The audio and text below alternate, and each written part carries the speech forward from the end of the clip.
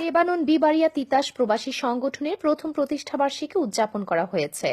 Lebanon থেকে ওয়াসিম আকরাম জানান, ২৬ ফেব্রুয়ারি রোজ রবিবার লেবাননের আইন আল রোমানি ফ্যারেস স্কুল ময়দানে বিবারিয়া তিতাস প্রবাসী সংগঠনের প্রথম প্রতিষ্ঠাবার্ষিকী উদযাপন করা হয়েছে।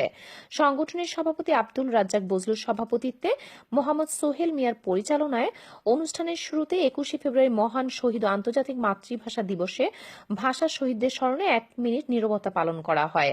প্রধান অতিথি হিসেবে উপস্থিত ছিলেন বাংলাদেশ দূতাবাসের মাননীয় রাষ্ট্রদূত আব্দুল মোতালেব সরকার।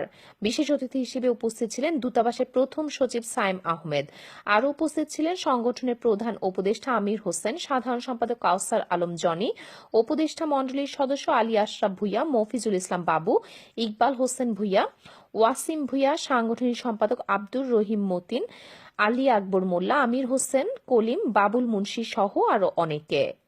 সভার প্রধান অতিথি মাননীয় রাষ্ট্রদূত আব্দুল মোতালেব সরকার তার বক্তব্যে সকল ভাষা সৈনিকদের প্রতি গভীর শ্রদ্ধা জানান এবং পাশাপাশি তিনি বিবারিয়ার নানান গৌরবময় ইতিহাসের উল্লেখ করেন এবং তিনি লেবানন প্রবাসীদের উদ্দেশ্যে সততার সহিত কাজ করে বাংলাদেশের সুনামের আহ্বান জানান।